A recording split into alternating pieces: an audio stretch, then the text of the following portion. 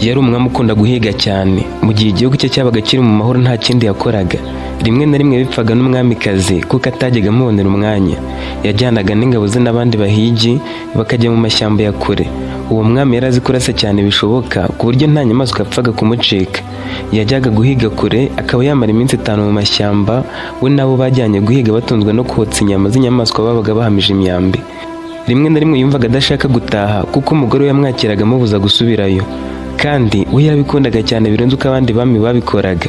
Muri icyo gihe abami benshi babonaga guhiga nk'igice cy'ubuzima bwabo. Uwo mwami witwaga Meleki we yabibonaga nk'igikorwa cyerekana imbaraga ze imbere y'abaturage be. Kuri we kutumvira umugore byatumaga yumva nk'umuyobozi utagengwa n'umugore cyangwa umuryango, ahubwo ari we ufata ibyemezo bikomeye. Ibi byatumye yanga kwemera ibyo umwamikazi yamusabaga byo kuba agumye mu rugo nibura mu minsi runaka, ngo umwana we w'umuhungu wari umaze iminsi biravutse abanze guhabwa izina ku munsi wa 8. Gusa we yakundaga icyubahiro cyane. Meleki yabonaga ko guhiga bituma agira icyubahiro gikomeye mu bwami bwe, bituma nabwo asiga umugore n'uwo mwana we w'imfura ajya mu mashyamba ya kure. Umwamikazi yahoranaga impungenge z'umutekano w'umugabo we. Kuba umwami yarajyaga guhiga akamara igihe kirekire, rimwe na rimwe akarara mu ishyamba, yatekerezaga ko ari ibyago byamugwirira. Yari yaringinze asaba umwami guhagarika guhiga cyangwa se akagabanya urugero yabikoragaho, ariko umwami Meleki yari yaramubereye ibamba. Umwamikazi yari afite ubwoba kuba ashoboraga no kumwica ataraha umwana izina. Meleki yahigaga kuko yabikundaga, ariko nanone akabikora kuko yabaga ashaka icyubahiro, cyane cyane ko byari n'isomo rikomeye ry'ubuyobozi, ubutwari no gukomeza ubuhangange bw'ubwami. Iyo umwami Meleki yabaga agiye guhiga, yajyanaga n'itsinda ry'abantu b'ingenzi barimo abashinzwe umutekano we, abamufashaga kotsa inyama, abavuzi babaga biteguye gutabara mu gihe haba hagize igikomeretsa abahigi, ndetse n'abasizi b'ibwami bamuririmbiraga bakandika amateka y'ubutwari bwe. Kuba Meleki yarashoboraga guhiga akica inyamaswa nini nk'intare, inzovu cyangwa imvubu byabaga ari ikimenyetso cy'uko afite ubuhanga bwo kuyobora igihugu no kwirwanaho mu bihe by'amage. Mu gihe yahigaga ntiyabaga ahiga gusa ngo arangize umuhango, ahubwo ibyo yafataga byagiraga icyo bimara. Hari ubwo inyama z'inyamaswa yahigaga zagaburirwaga ingabo ze cyangwa abandi bagaragu b'imena. Nta na rimwe yabaga ari wenyine, yajyanaga n'ingabo ze z'inkoramutima zamurindaga. We ntiyahiganaga imbwa na gato, ahubwo yajyanaga n'abahigi b'abahanga bari baramenyereye gushakisha no gukurikirana inyamaswa. Muri iyo minsi yagiye guhiga, asiga umwamikazi arakaye bitavugwa, anahangayitse, yibwira ko ashobora gupfira mu ishyamba agasiga uwo mwana w'uruhinja atamwise izina. Yari abizi ko naho azatahira azataha ananiwe cyane, yaruhuka agasubira mu mashyamba. Ariko manywa biriwe bahiga buri nyamaswa. Kubw'amahirwe mu masaha ya nimugoroba nka 12:15 yabonye ishaba yiruka inyuma, ibanyuza mu bihanamanga, barasa imyambi myinshi ariko irayikwepa. Umwami ntiyacikaga intege na gato, yakomeje kuyiruka inyuma birangira yirashe umwambi. Isha yaguye hasi, we n'ingabo zari zimurinze hamwe n'abandi bahigi barayegera. Hari hafi 12:40 z'umugoroba. Mu minota 10 gusa bari bayishe. Aho hantu bahise bacana umuriro, barayibaga botsa inyama. Bamaze kurya nka 2, umwami ati noneho reka turare hano, mu gitondo dukomeza duhige turebe ko twabona icyo ducyura. Igihe umwami yahitagamo kurara mu ishyamba, ingabo ze zubakaga inkamba aho yari kuruhukira, zikanashyiraho amatara, bakwimukira ahandi bikabuko. Yaryamye yishimye kuko nubwo yahigaga, akenshi ntibyabagaga ko ari we wicaga inyamaswa buri gihe. Yari afite abahanga mu gushaka inyamaswa aho ziherereye, bakazimwereka hanyuma agasohora umwambi cyangwa inkota y'akayica. Gusa uwo munsi yasaga n'aho ari we wayivumburiye, akayikurikirana mpaka ayifashe. Icyubahiro cye yumvaga kizamutse kurushaho. Yababurije kuganira cyane gasinzire. Agitora agatotsi yumvise hepfo gato hari ijwi riri guturukayo. Yahise akanguka, abaza ingabo ze zari zagumye kuba maso niba nta kintu zumvise. Zose zaramuhakaniye, yongera kwiryamira. Mu minota nk'ibiri yarongera akanguka ati nta kintu muri kumva. Bashigukiye hejuru bati nta kintu twumvise databuje. Bari batangiye gusinzira nabo nubwo bari bamurinze. Yagize umujinya ati nigute musinzira kandi ari mwe mundinze? Nabo bati tubabarire nyagasani, n'umunaniro uri kubitera. Yabategetse gufata ibiti biriho umuriro kugira ngo babimurikishe. Yarababwiye ati numvise ijwi inshuro nyinshi kandi ndabizi sinarotaga. Nabo bati ijwi ry'ikinyagasani. Yabasabye guceceka, batega amatwi neza nta n'umwe uvuga. Bumva hirya gato yaho yashe yaguye hari guturuka ijwi ry'umwana uri kurera. Bahise birukira umwami bari hagati. Muko hagera basanze umwana mu mugongo w'umubyeyi wari warashwe n'umwambi. Mu gihe umwami yirukaga arasisha, umwambi umwe warayirenze uragenda ufata mu mutima w'umugore wari uhetse umwana. Uwo mwambi waje uturutse imbere ufata mu mutima, wenda guhinguranya ariko ntibagira ku mwana, ahita agwa hasi yubamye. Uwo mwana we yari yasinziriye cyane ku buryo atahise akanguka. Aho akangukiye yatangiye kurira, ariko umwami n'abantu be bari bari gusakuza cyane kubera ibyishimo by'umuhigo bari bafashe ntibamwumva. Haba mu kubaga, mu kotsa inyama no mu kurya, umwana yarariraga ariko ntibamwumve. Aho umwami Meleki atangire gusinzira rero nibwo yumvise umwana ari kurira hirya. Ako gahinja k'agakobwa katari kamaze igihe kinini kavutse kagaragaraga nk'akangana n'umuhungu we wari uherutse kuvuka, ari nawe wari imfura ye, kari karize cyane kagera ubwo kananirwa ku buryo kariraga ijwi ntirigere kure. Umwami akibona umubyeyi yapfuye n'akana mu mugongo yararize cyane, nubwo ari umugabo abari bari kumwe nabo n'abamarira bazenga mu maso, abandi bagaragaza agahinda mu buryo bushoboka. Umwami ubwe niwe wari wamwirasiye. Bibajije aho uwo mugore yaganaga muri ayo masaha, muri iryo joro birabacanga. Umwami yahise yirahira ati Meleki kuva naba umwami nkoze ishyano. Yategetse bamwe mu ngabo ze gukomeza imbere ngo barebe ko bendaga guhinguranya iryo shyamba, ko wenda hafi aho haba hari ingo. Abandi yabasabye korosa umubiri w'uwo mugore bakawuterura bakawujyana aho bari bakambitse. Bari biteguye ko baramujyana mu ngo zo hafi aho ntibazihasanga. Akana ko umwe mu bavuzi b'abagore bajyanaga n'umwami yaragateruye, nk'umuvuzi agerageza kugahoza agashyira mu myenda, gatangira kugabanya kurira. Imbeho yari yakishe kari gutitira, agashyuhe kaje karahora. Abo umwami yari yohereje bagiye imbere, babona umugabo nawe wari warashwe umwambi mu gahanga, yaguye yicaye yamaze gupfa. Umwami baramuhamagaye ngo naze arebe, ahageze ashengurwa n'agahinda. Bose niwe wari wabishe. Ikibazo yarakomeje kwibaza cyari cy'ahantu bari bagiye. Bose bamubwiye ko byanga bikunda uwo mugore n'umwana ari abo uwo mugabo. Uwo mugabo wari wapfuye yari yambaye igitambaro yarakenyeje hasi gusa, hejuru yikokoye afite umuheto n'umwambi.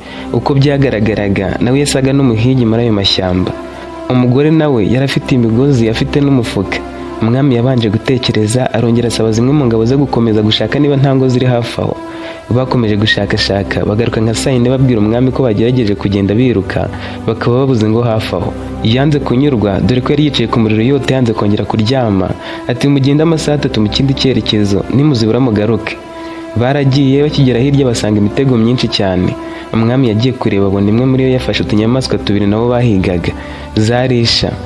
Uwo mugabo bahise babona ko byanga bikunda yategaga imitego mu ishyamba, inyamaswa zigafatwamo, akazana n'umugore we baje gutwara izo basanze. Gusa nubwo bari bapfuye umwami yarabagaye, ati ni gute batinyuka kuzana uruhinja muri iri shyamba. Izo ngabo ntiyaziretse ngo zitakomeza gushakisha ingo, yongeye kuzohereza. Zagiye zihuta nabwo birangira zitabonye ingo muri ayo masaha. Zagarutse hafi saa 11 zo mu gitondo. Akana kari karikiye aho kurira, gusa inzara yari yakishe, umwami yabuze icyo akora. Ntibari kukonsa, nta kintu bari kukagaburira kuko karagahinja. Bakikabona bumvaga barabona ingo hafi aho bakakajyanayo, bakumva ko karakomeza kubaho. Nubwo katapfuye kari kanegekaye cyane. Banzuye ko babuze ingo, bandura ko bagiye kugatwara ibwami. Ingabo zafashe uwo mugore n'umugabo bari bapfuye, babashyira mu bitambaro, babatwara ibwami ngo bajye kubashyingurayo. Umwami Meleki yagiye afite agahinda kenshi, yibaza niba akana kararokoka. Bagiye bihuta bagerayo, umwami ahita asanga umugore wamubwira uko bimeze. Uwo mugore yaramwubahaga cyane, nubwo rimwe na rimwe bapfaga ko ahora agenda mu mashyamba. Yaramubwiye ati Nyagasani Meleki mugabo wanjye, ni ukuri ibi bintu bireke, kuko wishe akaziranenge, kuko wishe abaziranenge bitewe no guhiga kwawe. Iyaba wenda twari rubanda rusanzwe dutunzwe n'imihigo, ariko ntacyo twavuze. Meleki ati tuza, ntabwo wandusha agahinda, ndi kwicira urubanza, sinzi niba nzibabarira, ariko hari icyo ngusaba. Uyu mwana nifuza kumurera nk'uwacu bagakurana, najya mureba nkajya nibuka ko amakosa yanjye ari yatumye abura ababyeyi be. Nzamubera se, nawe unyemerere ko uzamubera nyina. Ndabizi ugiye kugira inshingano nyinshi, ariko nk'umugore nashatse mukunze, mfasha umwiteho. Nanjye ngusezeranyije ko ntazongera guhiga. Umwamikazi turakomeje, ntuzasubirayo. Meleki ati yego sinzongera guhiga, ndabigusezeranyije. Uyu mugabo n'umugore nishe bazampora ku mutima, sinzigera na rimwe nsubira guhiga, hato ntazica abandi. Iyo ntajyana n'abavuzi b'abahanga, aka kana nako kari gupfa, ntitwari kukageza hano. Umwamikazi yaramuhumurije, Meleki aramushimira kuko yari yemeye kurera abo bana bombi nk'impanga. Hashize iminsi 6 umwana wabo avutse, umwami yatumye ab'ibwami bose ko ku munsi ukurikira nta murimo n'umwe urakorwa. Bari gushyingura wa mugabo n'umugore yarasiye mu ishyamba. Babashyinguye mu cyubahiro, kandi umwami nawe witanze kurusha abandi, kuko yavugaga ati ninjye wabishe, iyo ataba njye ntibari gupfa. Yumvaga yabashyingura wenyine ngo yumve ko wenda yakwibabarira. Gusa yasabye ko bitakwirakwizwa mu baturage kandi bakabigira ibanga rikomeye, ku buryo uwo mwana atari kuzigera abimenya amaze gukura. Ku munsi wakurikiyeho bari bafite umuhango wo kwita abana izina. Umwana wabo yari guhabwa izina ku munsi wa 8. Umwami yaramwishimiye cyane kuko yari imfura ye kandi ari umuhungu. Yamuhaye izina rya Raja, avuga ati mwise Raja kuko nawe azaba umwami akansimbura mu gihe nzaba ntakiriho. Yarebye ka gakobwa batoraguye nakagaha izina ati mwise Aisha kuko yazaba umukobwa w'icyubahiro kandi azahabwa ubuzima bwiza. Ubwo navukije ababyeyi be, ubwo bari kuzamuha bwose bundi ku mutwe, azarerwa nk'umwana w'umwami kandi azakura anyita se, umugore wanjye amwita nyina. Uwo munsi wararangiye, umwamikazi atangira kurera abo bana bombi. Nubwo wenda yagiraga abaja bamufashaga kwita ku bana, niwe wabonsaga. Mu bwami bwa Meleki, cyane ko bwari bwarateye imbere, abana b'ibwami barerwaga mu buryo bwihariye kugira ngo bategurirwe kuzaba abayobozi cyangwa abagore b'ibwami. Uburere bwabo bwatandukanaga bitewe n'icyiciro cy'ubuzima barimo ndetse n'igitsina cyabo. Iyo umwana w'umuhungu yavukaga mu muryango w'ibwami, ubuzima bwatangiraga mu buryo bwihariye. Yitabwagaho n'abagore b'inararibonye babaga bashinzwe kumurera no kumutoza imyitwarire ikwiriye. Aba bagore bari nk'abajyanama b'ibwami ku byakorerwaga uwo mwana, ari ababyeyi b'ingoboka bamufashaga kubona indyo iboneye no kwitabwaho mu buryo bwihariye. Iyo umwana w'umuhungu yabaga amaze gukura gato, yatangiraga gutozwa imigenzo n'indangagaciro z'ibwami. Yigishwaga kuvuga neza, kwicara mu buryo bw'icyubahiro no kwerekana ko ari umuntu utuje. Abanyabwenge b'ibwami bamwigishaga amateka y'umuryango we, ubuyobozi n'imyitwarire ikwiriye igikomangoma. Iyo yabaga ageze ku myaka 3 cyangwa 4, yatozwaga uburyo bwo kuvuga mu ruhame, kwakira abashyitsi ndetse n'umuco wa gisirikare, kuko umuryango wagenderaga ku ngabo nk'inkingi y'ubuyobozi. Uko niko Raja yarezwe. Umwana w'umukobwa nawe yavukaga afite abantu bamwitaho byihariye.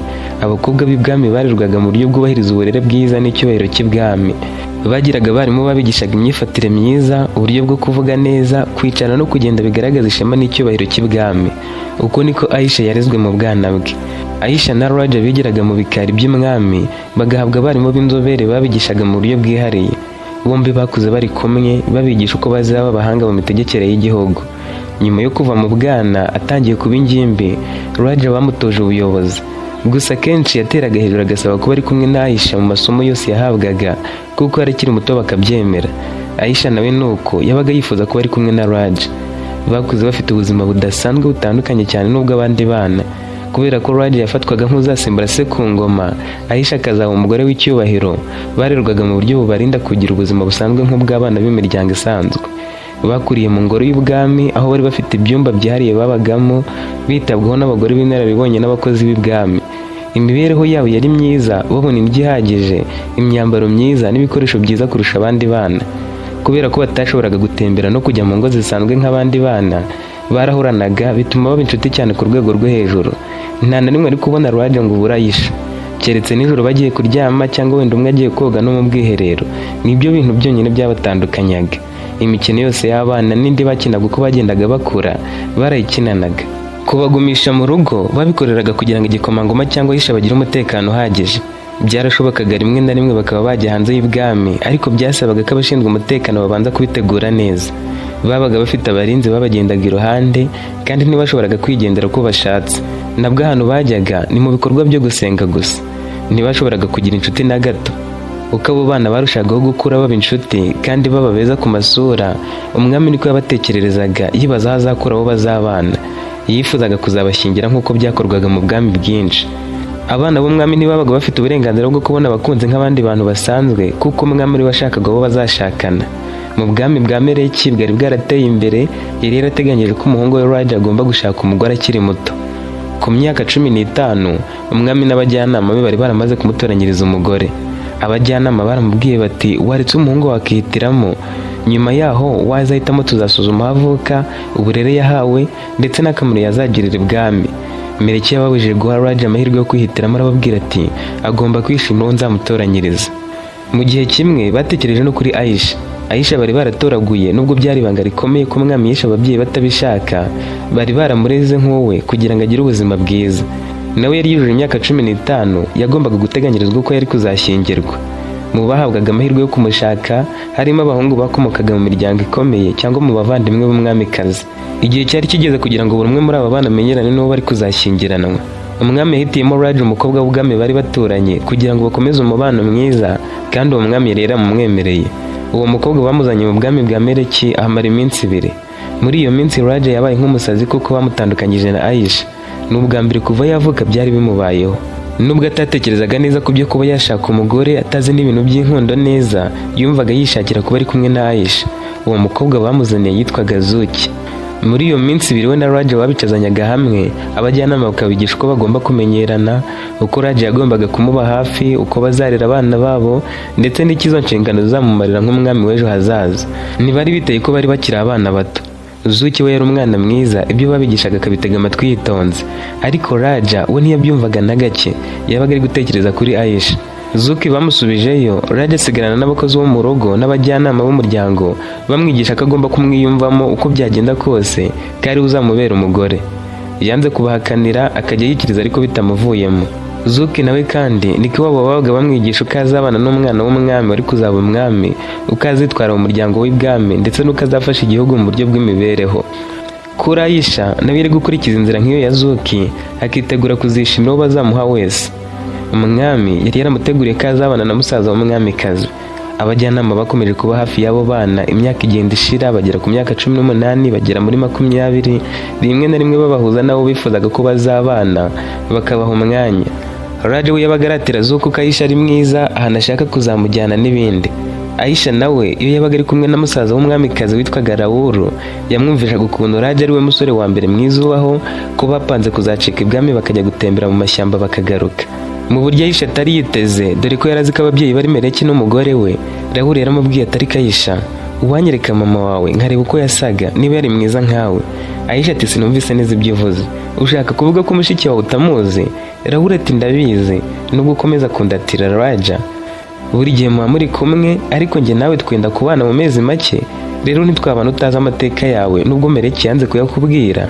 Aisha yamuteze amatwi, Raoul avuga byose uko byagenze. Aisha akimenya ko burya atari umwana w'umwami nk'uko yari abizi, yahise ahaguruka agenda yiruka agana aho Raja yari ari kumwe na Zuki. Raja yari yarakaranyije na Zuki kuko yari ari kuvuga Aisha buri kanya. Zuki yaramubazaga ati ntabwo uranyiyumvamo Raja, ko twenda kubana mu mezi make, kuki ukomeza kuvuga mushiki wawe, kuki umuhoza mu kanwa, niwe muzabana? Raja yararakaye ati kuba nifuza kuba ndi kumwe nawe ntabwo bisobanuye ko nifuza kubana nawe, ariko bishoboka nabikora kuko ndamukunda. Yamubwije ukora ati mukunda kukurusha, ahubwo nubwo ari mushiki wanjye, bibaye ari byo nihitiramo, nabana nawe aho kubana nawe. Ibyo nibyo byatumye Zuki arakara akicara ku ruhande. Aisha rero yaje yiruka cyane ari kurira, Raoul amwiruka inyuma. Aisha akomeza kwiruka, Raja amubonye arahagarara, yarakariye Raoul cyane agira ngo ari kumubangamira. Aisha yaraje ahita amuhobera ararira cyane. Raja agira umujinya mwinshi, atubaye iki Aisha? Nawe ati nibyo Raoul ambwiye. Raja yabaye amushyize ku ruhande, asimbukira Raoul bararwana, ababarindaga barabibona bahita baza biruka. Babaga babahaye rugari ngo babe bisanzuye, ariko babareba ku buryo icyaba cyose batabara. Bamaze gukiranuka bati mupfuye iki? Bakibafashe, Aisha yaraje amukurura ukuboko. Raja arongera amuhobera ati humura, humura Aisha, Raoul akubwiye iki? Raja nk'umwana w'umwami yasabye ko babaha rugari we na Aisha. Ubwo na Zuki ndetse na Raoul nabo bagombaga kubabisa. Aisha yamubwiye ibintu byose Raoul yamubwiye, bamenya ko burya batavukana. Barahoberanye, Aisha ararira na Raja ararira, ariko bose bakumva mu mutima harimo ibyishimo batazi ibyo ari byo. Bakomeje guhoberana, barahoberana cyane, amarangamutima arazamuka. Aisha arihangana ntiyakomeza kurira, baribanye mu maso bashiduka bari gusomana. Bibwiraga ko nta muntu ubareba, ariko hari ingabo yabarebaga. Yahise ibitangaza mu ibanga, ivuga ko abana bakundana bitari iby'abavukana. Meleki yarahangayitse ahita batumiza igitaraganya. Basanze bakiri kumwe babajyana bombi. Umwami yarabizi ko Raja na Aisha bamaranye igihe kinini, kuko kuva mu bwana bareranye bahorana. Yarabizi ko bubahana cyane, ariko ibyo kuba bagera ku rwego rwo gusomana ntiyabitekerezaga. Nk'uko byagaragaraga, abo bombi bari bageze ku rwego rwo gukundana, kandi ntibari bagishaka ko babatandukanye. Umwami yibwiye ko batazi iby'uko Aisha na Raja batavukana, arabihanangiriza, ababwira ko abantu bavukana badakwiriye gukora ibintu nk'ibyo, ko abantu bareranywe badakwiriye no gukoranaho. Yababwiye arakaye ko nibasubira azabaha igihano cyo kubafunga iminsi 45. Yabibukije ko bakwiriye kwitoza uko bazabana nabo babahitiyemo, kuko haburaga amezi make bakabashyingira. Raja yasohokanye na Aisha basubira kuba bari kumwe. Yabanje kubwira umwami ati duha iminota mike tubiganireho, tumenye uko tuzajya twitwaranaho, tubyemeranyeho. Zuki we yahise ataha na Raoul bagiye mu rugo. Raja na Aisha bageze hirya, baribanye mu maso bahita bongera gusomana. Ku nshuro ya mbere barabikoze basa n'abiroze, ku buryo bongeye guhuza amaso bakongera kubikora. Noneho babikoze ingabo zabarindaga zireba. Nta gutekereza byinshi umwe yahise abibwira umwami, nta kuzuyaza bose bahise babafungirana ahantu hatandukanye. Babafungiye ahantu hameze neza, hari byose bifuzaga uretse ko batashoboraga kurenga muri metero 3 kuri 3 z'icyumba bari bafungiyemo. Bari bafite aho kubitaho, bakabagaburira, bakenera kujya ku bwiherero bagaherekezwa n'ababarindaga yabambitse iminyururu ngo badacika. Iyo byabaga bigaragaye ko umwana w'umwami akunda umukobwa batoraguye cyangwa undi wese batamuhitiyemo, byafatwaga nk'icyaha gikomeye kuko bitari bisanzwe bibaho ko umwana w'umwami yanga uwo bamuhitiyemo. Nyuma y'iminsi 45 barabafunguye, umwami arabareka ngo babanze basuhuzanye bwa nyuma kuko yaragiye kubatandukanya burundu ntibazongere kuba bari kumwe. Ntabwo bari kuba bafunze, ahubwo ari guhita ashyingira umukobwa mbere mu byumweru 2 gusa, nyuma akazashyingira umuhungu. Yibwiraga ko ibyo byumweru 2 nibabimarana bizaba ari nko gusezeranaho ko n'ahandi bazahurira. Nyamara yari yibeshye. Raja akibona Aisha bahoberanye nk'abamaze imyaka myinshi baraburanye. Aisha yaramubajije ati, watekerezaga kuki mu gihe cyose tutari turi kumwe? Raja ati, natekerezaga uko nzabwira papa ko ntashaka kubana na Zuki, ko ari wowe tuzabana. Aisha ati, koko se uzi ko watekerezaga nkanjye? Raja ati, wibeshya, watekerezaga iki? Aisha ati, natekerezaga kubwira Raoul ko aho kubana nawe nakwiyahura. Byabateye ibyishimo bivanze n'agahinda, barahoberana. Aisha ararira. Raja ati, humura, niba nawe ari kubibona muri iyi minsi nibajya baduha iminota yo kuganira tujye dupanga uko twacika, kuko papa ashaka kugushyingira Raoul mu byumweru 2 gusa. Ntugire ngo ibi byumweru 2 bibura ngo bagushyingirane na Raoul, tuzajya tubona umwanya wo kuvugana uko dushaka. Bazajya baduha isaha imwe kandi tuvugane turinzwe n'ingabo. Muri ubwo bwami bwa Meleki, kuko biteguraga gushyingira Aisha, bateguye ibirori mu buryo bw'ikirenga kugira ngo bagaragaze icyubahiro yari kuzaba ahawe nk'uwavukiye ibwami. Nubwo atari umwana w'amaraso w'umwami Meleki, yari yararezwe nk'uwe, yarahawe uburere bw'ibwami n'imyitozo y'ubwenge, uburanga n'umuco nk'abana b'ibwami bose. Bumvaga kizaba ari igihe cy'akataraboneka, kandi ibyumweru 2 byagombaga kuba umwanya wo gutegura buri kimwe. Meleki yasabye abo bireba gutegura buri kimwe ku buryo ari we ari kwemeza ko imyiteguro yose igeze ku rwego rwiza. Nk'ibisanzwe, iminsi ya mbere yibandaga ku gutegura ibirori nyirizina. Abajyanama b'umwami ndetse n'abakuru b'inzu y'ibwami batangiye gutegura urutonde rw'abatumirwa. Kubera ko Raoul yari musaza w'umwamikazi, byari ngombwa ko imiryango yose ku mpande zombi ihamagazwa ndetse n'abakuru b'imiryango ikomeye muri ubwo bwami bwa Meleki bagatumizwa. Ibwami abaja batangiye gutegura aho ibirori bizabera. Inzu nini y'ibwami yagombaga guhindurwa mu buryo bujyanye n'icyubahiro cy'umuryango w'umwami. Inkuta zasizwe irangi ry'amabara y'icyatsi, amabendera y'ibwami ashyirwa ku mfuruka zose, ndetse imitako ishyirwa ku nkuta n'amadirishya manini y'inzu y'icyubahiro. Mu gihe ibyo byabaga, Aisha we yabaga ari mu gahinda, kandi uko yahuraga na Raja niko barushagaho kunoza uko bazacikana. We na Raoul ntibari bagihura kuko bari mu myiteguro.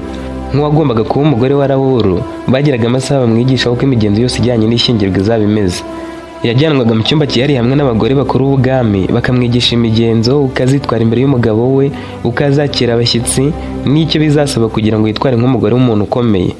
Ku rundi ruhande, Raoul nawe yari ari kwigishwa imigenzereze y'umugabo ushoboye. Yari ari gutegurwa kugira ngo amenye uko azubaha umugore we, uko azamugira inshuti, no kuba azubaka umuryango utajegajega kandi uzakomeza guha icyubahiro ubwami bwa Meleki. Mu mpera z'icyumweru cya mbere, umwami Meleki yari mu mihango itandukanye yo kwemeza ko ibintu byose bigenda uko bikwiriye. Yari yaragennye abajyanama bo kumufasha, ariko niwe ubwe wagombaga kwemeza ko buri kimwe kiri mu murongo. Yakoraga inama z'ingenzi n'abakuru b'ibwami ndetse akagenzura uko imyiteguro y'ahazabera ibirori irimo kugenda. Ubwo kandi Raja na Aisha ntibasibaga guhura muri ya saha imwe babageneraga. Aisha na Raja bari bari gupanga uko bazacika mu byumweru 2. Mu ibanga rikomeye batekerezaga uko bazacika ibwami. Bari basigaranye icyumweru kimwe gusa cyo gutegura urugendo rwabo. Bari bazi ko ibwami hari abarinzi benshi, kandi ko nta n'umwe ari wemerewe gusohoka atabiherewe uruhushya. Ku munsi watangiraga icyumweru cya 2, Raja yabwiye Aisha ati, nzajya mbabwira ko ngiye mu isengesho ryihariye mu busitani bw'ibwami, maze aho kugira ngo nsenge ntangire gushaka inzira tuzacamo. Gusenga byari byemewe. Raja yari kujya abeshya ko agiye gusengera Zuki. Ibyo byari gutuma bumva ko adakunda Aisha koko, ko afite gahunda imwe yo kumvira se, agakunda uwo bamuhitiyemo. Aisha nawe yari afite umugambi, atugira ngo senge mba ndi maso. Umva uko natekereje. Ku munsi wo gucika nzagerageza kwambara nk'umuja, maze ninyura mu bandi baja ntazagaragara nk'uw'ibwami. Nzabaha amafaranga, nta n'umwe uzamvamo. Ku munsi wo gucika bapanze uko bazava mu bwami bwa Meleki bagaca mu bihuru no mu misozi miremire. Muri icyo cyumweru cya 2, imyiteguro yageze ku rwego rukomeye. Ku munsi wa mbere, Aisha yagiye mu mihango y'ibanga yahabwaga abakobwa b'ibwami mbere yo gushyingirwa. Iyo mihango yari igizwe n'icyo bise gusukura umubiri n'ubugingo. Abagore bakuru b'ibwami bamuhaga impumuro yihariye, bakamusiga amavuta arimo imiti yo kwirinda imivumo. Mu gihe kimwe Raul we yari ari mu birori byo kwitegura kuba umugabo. Yaherekezwaga n'abagabo bakuru bagakora ibirori byo kumwemerera gukandagira mu rugo rwe nk'umugabo. Cyari igikorwa gikomeye cyahurizwagamo abagabo b'ibwami n'abagabo bose b'umuryango wa Raul kugira ngo bamuhugure, bamugire inama, bamugire umugabo mushya ushoboye guhangana n'ibibazo by'ubuzima. Nyuma y'iminsi mike habaye ibirori byo gusezera Aisha. Umwami Meleki yari yicaye ku ntebe y'icyubahiro areba uko ibintu bigenda. Yari yishimye kandi mu mutima afite icyizere ko Raul na Aisha bazubakana urugo rukomeye, bityo bigatuma ubwami bwe burushaho guhabwa icyubahiro. Mu minsi ibiri ya nyuma hagombaga kuba ibindi birori bikomeye, aribwo noneho bari gushyingiranwa. Abatambyi b'ibwami batangiye gutegura imihango yo gushyingira, ndetse abahanzi n'abacuranzi b'ibwami batangira kwitegura kuririmba indirimbo za kera zashimaga umwami n'umuryango we. Iminsi yari yihuse kuri Aisha na Raja, kandi umunsi wo gucika ibwami wari ugeze. Bari bamaze iminsi babara n'amasegonda batekereza uko bazasohoka badakomwe mu nkokora n'abarinzi b'ibwami. Ku mugoroba bagombaga gucikaho bahaye amafaranga menshi abaja n'abagaragu bakoraga mu gikoni, bababwira ko bataza kwitambika imigambi yabo. Raja yaragiye yambara imyenda yari yaratiye umugaragu, afata isafuriya nk'aho agiye guteka mu gikoni cy'ibwami. Yaciye mu nzira z'abakozi agenda nk'udafite icyo yikanga, yerekeza aho yagombaga guhurira na Aisha. Aisha nawe yari yambaye nk'umukobwa ushinzwe gusukura mu rugo, yitwaje igiseke kirimo imyenda ishaje nk'aho agiye kuyijugunya mu myanda. Bageze ku muryango wa nyuma aho abagaragu banyuraga bajya ku isoko, aho bari bizeye ko umurinzi waho yabaga asinziriye kuko hanyuraga abakozi gusa. Uwo murinzi yari umusaza w'imyaka irenga 60 yitwa Bahira. Ababarindaga muri iyo minsi babacungaga iyo babaga bahuye muri ya saha. Naho mu gihe babaga batari kumwe bigiraga mu bindi birimo gufasha abandi mu myiteguro, bizeye ko Aisha n'ubundi agiye kuba uwa Raul. Bahira yarababonye agira ngo n'abakozi basanzwe ntiyagira icyo ababaza. Baje gutungurwa nuko abaretse bakagenda atababajije byinshi. Bari bazi ko igihe cyabo cyo guhunga cyari gito. Baravudutse banyura mu nzira yari nto. Bageze ku marembo y'ibwami bahasanga abasirikare babiri baganira batitaye ku bantu bahanyuraga. Uwo mwanya wari amahirwe yabo ya nyuma. Raja yikije umutima afata icyemezo gikomeye. Yafashe ibuye rinini ryari hafi aho arijugunya ku ruhande. Kuko umwijima wari waje, urusaku rwaryo rwatumye abasirikare bari bibaye, Aisha na Raja bahita baca inyuma binjira mu ishyamba ryari hafi y'ibwami. Barirutse bamaze kurenga ibwami, Aisha ahumeka cyane, Raja nawe aseka bwa mbere nyuma y'igihe adatuje yibaza niba bazashobora gucika. Bamaze gusohoka ibwami kwa Meleki, Aisha na Raja ntibari bazi aho berekeza. Igikuru kuri bo cyari uko bamaze kwiruka aho bashoboraga, kandi ntibari bagishoboye gusubira inyuma. Bari barenze kure y'ibwami, barenze no mu ishyamba rya mbere bageze mu rya kabiri. Aisha yari yarigeze kumva abagaragu bo mu gikoni bavuga ko hari umujyi wari ku nkombe z'inyanja, aho ibicuruzwa byinjiraga bivuye mu bihugu bitandukanye. Uwo mujyi wari ahantu hari ubucuruzi bwuzuye, kandi abantu baho bari baramenyereye kwakira abagenzi. Wari warateye imbere, hari amazu akodeshwa. Niho Raja na Aisha bahisemo kwerekeza.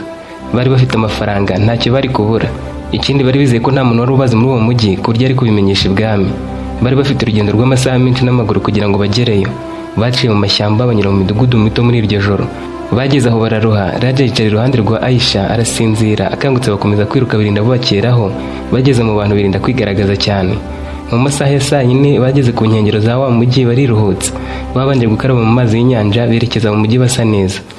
Bahisemo kujya ku isoko ryaho aho babonaga abantu benshi. Aisha yahise yegera umugore wacuruzaga imbuto amubaza niba yabona akazi muri iryo soko, wenda agafasha umuntu gucuruza. Nawe ati nta kibazo, njyewe maze igihe narabuze umukozi, wamfasha nkajya ngwemba bitewe n'uko twacuruje. Aisha yarabyemeye ati ahubwo reka ntangire nonaha. Raja yamurebaga ahagaze hirya kugira ngo nawe agiye gushaka uwabaha inzu yo gukodesha. Yakomeje kubaririza abo yahoraga nabo, birangira bamweretse ahari inzu zishyurwaga make. Yahise ahishyura y'ukwezi. Mbere yo gusubira kureba Aisha, Raja yagiye ku nkombe abona abarobyi, ababaza niba bamubonera akazi ko kuroba. Gusa yababwiye ko atabizi, nabo bati nta kibazo, wajya udufasha kuyavana mu bwato uyajyana mu isoko. Intego ye yari yo kubana nabo mu minsi mike, yamara kumenya gutwara ubwato akaziba bumwe bwararaga ku nyanja agacika na Aisha bakajya mu kindi gihugu cyo hakurya yayo. Raja yiriwe aganira nabo, bamubaje aturutse avuga ko ubuzima bw'ubukene bw'uwabo yaraburambiwe, akaza mu mujyi atazi niba arabona akazi. Yarabashimiye ababwira ko bamufashije cyane mu buryo atiyumvishaga. Bari abantu beza, bamubwira ko bazamwigisha kuroba, koga no gutwara ubwato. Gusa koga byo yari yarabitojwe kera we na Aisha nk'abantu bakuriye ibwami. Ubwo kandi niko na Aisha yari ari kubeshya wa mugore ko yaturutse mu byaro bya kure cyane, ko yaje gushaka akazi. Yamubwiye ko afite ahantu yabonyeho kuba. Uwo mugore ati waje ukajya kwibera iwanjye se? Aisha ati oya, nzagenda dukorane gusa ntaho hantu. Ku mugoroba akazi ko ku nyanja Raja yakoraga kasaga n'akarangiye, ahita aza kureba umukunzi wa Aisha mu isoko. Aisha yaramutegereje kuko imboga bacuruzaga zari zashize kare cyane. Batanye muri yanzu yari yabonye, bahageze babona ko bakwiriye gusubira mu isoko bakagura udukoresho twibanze hamwe n'imyenda yo guhindura. Ku nshuro ya mbere barararanye. Ku rundi ruhande nta minota yashize ubwami bataramenya ko bacitse. Kubera ko Aisha yaburaga iminsi 2 ngo ashyingiranwe na Rawuru musaza w'umwamikazi, ntibyari koroha kuzongera kuganira mu gihe azaba avuye ibwami agiye kubana na Rawuru. Nanone yifuzaga kubwira umuhungu we Raja ko nawe igihe kigiye kugera akamushyingira Zuki, wa mukobwa wo mu bundi bwami. Kugeza ubwo ntiyari yakamenye ko Aisha yamenye ko burya atavukana na Raja. Aisha yari abizi ko umwami Meleki ubwe ariwe wishe ababyeyi be akamurera nk'umwana we akabimuhisha. Meleki ntiyari yakabimenye. Aisha akibimenya na Raja akamenya ko umwana bariranye bakundana atari mushiki we, urukundo rwabo rwahise rwikuba inshuro 1000. Abo bari barabahitiyemo ntibabashakaga. Ibikorwa byo kwitegura kandi byasaga n'ibyarangiye. Umwami Meleki ubwe yari yavuze ko igisigaye ari gutunganya umukobwa akagenda. Ubwo rero yifuje kuganira nawe mbere yo kumushyingira, akanaganira na Raja amubaza niba yiteguye gushyingiranwa na Zuki. Nyuma yo guhunga kwa Raja na Aisha, ababarindaga bagiye kureba mu byumba bararagamo ko barimo, buri wese karyamye, cyane cyane Aisha bakekaga ko afite umunaniro ngo baze baganire n'umwami. Barabashatse barababura, babanza gushakisha hirya no hino ntibababona. Umwami yabatumye ababaza impamvu babatindanye, bamusubiza ko batari kubabona. Umwuka mu ngoro y'ubwami bwa Meleki wahise uhinduka. Uwo mwanya iminara y'ibwami yari yuzuye amatara yose yarakijwe, abarindaga ibwami batembera hirya no hino bareba ko nta muntu wababagiriye nabi. Ibyo kuba bari bacitse byo ntibabitekerezaga kuko batiyumvishaga ukuntu baca ku marembo arinzwe. Umwami Meleki yari yicaye ku ntebe y'indende y'ibwami atuje bategereje, bakimubwira ko babuze ahantu hose yumva umutima utari mu mahoro. Yari amaze iminsi arimo kwitegura ubukwe bwa Aisha na Rawuru bwari buteganyijwe mu minsi 2 gusa. Uko amasaha yicumaga, impagarara zatangiye kwiyongera. Umurinzi mukuru yihuse yinjiye mu cyumba cy'umwami anafashe igituza nk'ufite ubwoba bwinshi, ati dukomeje kubabura Nyagasani. Umwami yahagurutse mu maso huzuye uburakari, aturi kubibwira nde? Uwo murinzi ati Nyagasani, ni wowe mbwira. Igikomangoma Raja na Aisha baburiwe irengero. Umwami Meleki ntiyigeze asubiza ako kanya. Yahise yicara buhoro ashyira intoki ku gahanga. Iminota mike yashize atavuga ari gutekereza. Yarongeye atuvuze ngo iki? Yavuze mu ijwi rikomeye, isura ye yuzuye uburakari. Umurinzi ati twagerageje gushakisha hose mu ngoro ariko ntibari mu byumba byabo. Abasirikare barara ku marembo bose bari kuvuga ko nta muntu wigeze asohoka. Umwami yahise akubita ku meza, ikirahure cyarimo divayi kigwa hasi. Yaramubajije ati muravuga iki? Ni gute abana banjye bashobora gucika abarinzi b'ibwami bakagenda mutabizi? Umurinzi yaracecetse atinya gukomeza kuvuga. Meleki ati nimutangire mushaka ahantu hose. Nta muntu uba hano adatanze ibisobanuro bihagije, none ngo bagiye. Sinzi uko baba bagiye nabizi. Nimubabura mu ngoro mujye n'ahandi. Mu masaha 2 niba mutarababona basange mu kibuga muhuriramo. Hanyuma masaha ishize ntabo babonye. Abarinzi bose bahise bahamagazwa. Abarindaga amarembo bose bakoranyirijwe mu kibuga cy'ibwami iryo joro, buri umwe akabazwa niba ntabo yabonye. Bahira we banze kumubaza kuko yari umusaza kandi ntiyarindaga ku irembo rinini. Abari bashinzwe iby'imbere mu ngoro bose barahamagajwe, abakozi bo mu gikoni, abakora amasuku, abashinzwe gutunganya imbuga n'inzu bose nabo babazana imbere. Umwami arakaye cyane yatangiye kubabwira buri wese amagambo akomeye, ati niba Aisha na Raja bagiye ntibashobora kuba bagiye kure. Mwongere mushakishe, mushake mu mujyi yo hafi aha ndetse no ku mupaka. Umwami yasubiye mu ntebe ye yubika umutwe yumva bimurenze. Abarinzi bakomeje kubahiga ahantu hose ariko ntibababona. Rawuru nawe yamaze kumva iyo nkuru ararakara cyane. Niwe wagombaga gushyingiranwa na Aisha mu minsi 2. Nta bwoba yahise yinjira mu cyumba cy'umwami arakaye. Yaramubajije ati bagiye he? Kuki wanyemereye ko Aisha azambera umugore none bikaba biri gutangazwa ko yamaze kuburirwa irengero? Umwami yaramurebye ariko ntiyashaka kumusubiza mu gihe uburakari bwe bwari bukiri hejuru. Yagerageje kwiturisha ati Rawuru ntugire ubwoba, Aisha araboneka, mu minsi 2 murabana. Kandi ubwo ubuzima bwabo bwo guhunga buzarangira vuba kuko nibaboneka barahanwa by'umwihariko. Nubwo umwami yaratanze itegeko ryo gushaka hose, nta wari washoboye gusobanukirwa neza uburyo Raja na Aisha bari babashije gucika. Nyamara wa musaza witwaga Bahira wari usanzwe ari umurinzi ku irembo ry'abagaragu yari yababonye usibye ko atari yamenya abaribo. Abakozi bo mu gikoni bo bari bahawe amafaranga. Umwami ntiyigeze abakeka kandi nabwiye abakeka ntibari kumenya ko Raja na Aisha bahungiye mu mujyi wa kure cyane ku nkengero z'inyanja. Icyakora abashinzwe iperereza nta muntu batagezeho. No kuri Bahira bamugezeho mu kwisobanura avuga ati nabonye umukobwa wambaye nk'abakora amasuku n'umuhungu wari wambaye nk'umukozi wo mu gikoni banyura hano ariko sinatekerezaga ko ari bo. Iryo jambo ryatumye umwami agira uburakari bwinshi. Yahise afata umwanzuro w'uko nta muntu n'umwe mu bagiye kubashakisha uragaruka batabonetse. Barabashatse burinda bucya batarababona. Bagarutse ibwami, abarindaga ku marembo bose ategeka ko bicwa. Haburaga umunsi umwe Aisha agashyingiranwa na Rawuru. Rero yumvaga ko byanga bikunda abarinzi bo ku marembo bashaka kwica ubukwe ku mpamvu atari yagasobanukiwe. Abandi barinzi babonye ko abambere bishwe biyemeza gushakisha mu gihugu hose. Ibwami kwa Meleki imbaraga zose zari zashyizwe mu gushakisha Aisha na Raja, ariko bakomeje kubabura. Umunsi urira undi nawe urira, hashira iminsi 4. Umwami Meleki ntiyari yiteguye kwemera ko umuhungu n'umukobwa we yagize nk'umwana we bashoboraga gutoroka. Mu gitondo cya kare ku munsi wa gatanu yohereje itsinda ry'abandi basirikare benshi kurushaho ngo bajye no gushakira mu mijyi ya kure no mu nkengero zayo. Raoul yarababajwe n'uko Aisha yakundaga yacitse. Yasabye umwami kuyobora abo basirikare bakajya kubahiga nawe arimo. Meleki yarabyishimiye ati noneho barabashakana umurava kuko na Raoul abirimo. Bamwe binjiye mu isoko, abandi bajya ku nkombe y'amazi aho abarobyi bakundaga gukorera bashaka umuntu wese ushobora kuba afite amakuru kuri Raja na Aisha. Ikibazo nuko batari bazi uko bagiye bambaye. Gusobanurira umuntu isura yabo byarabagoraga. Ku nkombe y'inyanja hagati y'abarobyi n'abacuruzaga amafi, Raja yari yikoreye igitebo cyuzuye amafi. Yari yamenyereye icyo gikorwa, gusa intego yari yamuzanye yari yo kuba ari kumwe n'abarobyi kuko arashaka kwiga gutwara ubwato, ku buryo mu ijoro rimwe ari kuziba ubwato bumwe agacikana na Aisha bakajya mu wundi mujyi wo mu kindi gihugu. Icyakora umwe mu barinzi b'ibwami wari mu bajyanywe gutata yaramubonye. Yakomeje kwitegereza umusore yabonaga atwaye igitebo ati niwe. Raja yitegereje uwo muntu uvuze ngo niwe asakuza, abona ko ari umusirikare uje kumuhiga. Yahise arekura cya gitebo cy'amafi yiruka agana mu nzira yo hagati y'amazu, abasirikare baramukurikira. Yari azi imihanda yo muri uwo mujyi kurusha uko bo bari bayizi. Yanyuze mu nzira nto anyura mu maduka hagati, asimbuka imitwaro y'inkwi zacuruzwaga, akomeza agana Aisha yakoreraga mu isoko. Mu gihe Raja yari akiruka, Aisha yari mu isoko acuruzanya imboga na wa mugore wari waramwakiriye.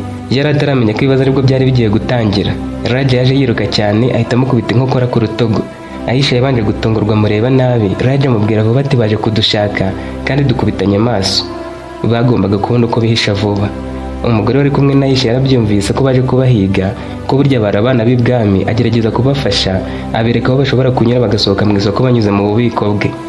Bagize amahirwe yo gucikira inyuma y'inzu, binjira mu cyumba cy'ibikoresho baba ariho bihisha. Ariko mu gihe bari bamaze kwihisha, isoko ryose ryari rimaze kuzengurukwa n'abasirikare. Raoul niwe wahise ayobora iryo tsinda. Yari afite uburakari bwinshi kuko yari yamaze kubona ko Aisha na Raja bari kumukina imikino atazi. Yongeye kubaza wa musirikare wabonye Raja ati koko urabyizeye niwe? Nawe ati niwe, nuko imyenda yambaye itari yasanzwe yambara.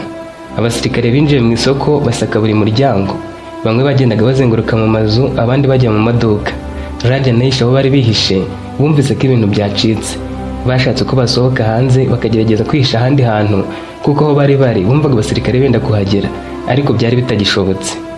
Ubwo basohokaga buhoro bava aho bari bihishe, mu basirikare bari bamaze kuzenguruka isoko, umwe muri bo yabonye umwenda Raja yari yambaye ahita amwereka abandi. Mu gihe cy'iminota 3 isoko ryose ryari rimaze guhagarikwa. Abaturage bose basabwe gusubira inyuma. Aisha na Raja babonye ko nta nzira isigaye. Bahagaritswe n'abasirikare 4 bamaze kwitegura kubafata. Raja yagerageje gutera intambwe asubira inyuma, ariko umwe mu basirikare ahita amufata ukuboko. Raoul yarebye Aisha n'umujinya mwinshi ati ubwo rero mwashakaga gutoroka? Aisha nawe yamurebye mu maso harimo uburakari bwinshi ati nta muntu n'umwe uzatwemeza gushyingiranwa ku gahato. Raoul yaramusetse aravuga ati kubivuga si cyo kibazo, gahunda yawe yo guhunga yarangiye. Bakibafata baburije mu magare yakorwaga n'amafarashi babasubiza ibwami. Iyo nkuru yageze kuri Meleki ahita ahamagaza inama yihutirwa. Ubwo Raja na Aisha bazanwaga ibwami, ibirindiro byose byari byashyizwe ku murongo. Abasirikare bari bafite amategeko akomeye yuko nta muntu wagombaga gusohoka cyangwa ngo yinjire ibwami, keretse abari bahari gusa. Amafarashi yari yabazanye yaraparitse imbere y'igikari cy'ibwami. Abagaragu, abasirikare n'abandi bakozi b'ibwami bari bateze amaso. Ntibari barigeze babona ikintu nk'iki, aho ibikomangoma bihunga ubwami bikagarurwa bifashwe nk'abanyabyaha. Raja mukuza ntiyari yigeze avuga, yirengagizaga amaso y'abantu babarebaga. Aisha we yari afite ubwoba ariko agahangana no kubuhisha. Bazanywe mu cyumba cy'inama cy'ibwami, aho umwami Meleki yari yicaye ku ntebe ye ndende. Iruhande rwe hari umufasha we ndetse na Raoul wari wicaye ku ruhande rw'iburyo. Zuki, umukobwa Raja yari yaragenewe, nawe yari ahari. Yari yicaye hamwe nabo mu muryango we ategereje uko ibintu bigiye kugenda. Ubwo Aisha na Raja binjiraga, umwami yabanje kubareba ntacyo avuga. Yamaze iminota bitegereza, hanyuma avuga asakuza cyane ati mwakoze ibiki? Raja na Aisha bararebanye. Raja bari gufata ijambo ati twarahunze. Umwami Meleki ati kandi mwatekerezaga ko muzahunga iteka? Igikomangoma cyanjye, umwana wanjye agahunga ubwami buzaba ubwe, akajya kwitwikira ibyondo mu masoko y'abarobyi? Raja yaramurebye aravuga ati nta kintu nashoboraga gukora, nkeneye kwigenga, sinshaka gushyingiranwa ku gahato. Zuki yarabyumvisha aca bugufi aravuga ati none se ntushaka ko twibanira? Nibyara amahitamo yacu, ariko nibisanzwe mu bwami bwacu. Raja yamusubije mu ijwi rituje ati sinshaka kuzaba umwami wabuze amahitamo. Umwami Meleki yahise akubita ikiganza ku meza ati birahagije. Ni iki cyatumye hitamo kugendana na Aisha aho kujyana n'umugore wawe wateganyijwe? Raja yatuje gato areba umwami mu maso maze aravuga ati nari kujyana nawe se bikamarira iki, kandi ari we nagiye mpunze? Data, si wowe nahunze agahato ushaka kunshyiraho, ariko uyu mukobwa ngo ni Zuki. Nahunganye na Aisha kubera ko ari we nkunda. Iryo jambo ryateje agahinda mu cyumba hose. Raul yahise ahaguruka afite uburakari bwinshi. Ati uravuga iki? Utayisha? None se wibagije ko ari uwanjye, ko ari mushiki wawe gusa? Aisha ati Raul, tuzi ibyo wambwiye birahagije. Njye na Raja ntituvukana. Nyagasani, kuki imyaka yose namaze utigeze unyereka aho washyinguye data na mama ngo nibura mbaririre? Wambujije ababyeyi, warabishe. Yatangiye kuvuga arira ati none ushaka no kumbuza amahitamo yo kubana n'uwo nshaka? Ese kuki ubuzima bwanjye bwose ushaka kubufungirana? Ndagusabye nyica nka data na mama, nibyo wifuje kuva kera. Merekiya yahiye ubwoba agira umujinya kuko iryo ryari ibanga ry'ibwami. Yari azi ko Raul yari afite imyaka 2 gusa atamenye ayo makuru mu gihe byabaga. None niwe wari warabibwiye Aisha, amubwira ibintu byose, atuma abana bamenya ko batavukana, bahitamo gucika ngo babane. Yarebye Aisha mu maso, Aisha mureba yihagazeho, umwami apfukama hasi ati Aisha, mbabarira sinigeze ngambirira kubica. Yasabye ko babamuvana imbere, asigarana na Raul wenyine muri icyo cyumba. Yatumije icyuma ati ngomba kukwica, umukobwa wanjye nkazamushyingira undi. Umwamikazi yahise aza gutabara. Mireke ati ndatanga itegeko nawe bakwice kuko niwe wabwiye Raul ibya Aisha. Basabye imbabazi, umwamikazi yemera icyaha. Raul nawe yisobanura avuga ko byose yabikoze kugira ngo yigarure umutima wa Aisha. Umwami Mireke yarakiri mu gihirahiro. Ibyo Raja yari yamubwiye mbere byo kadashaka kubana na Zuki yarakibitekerezaho, ariko yarazi ko ibyemezo by'umwami bidafatwa ashingiwe ku rukundo.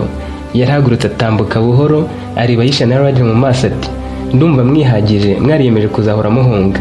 None rero nimumenye kuko byagenda kose Aisha utazongera kugirana imishyikirano na mike n'uyu Raja.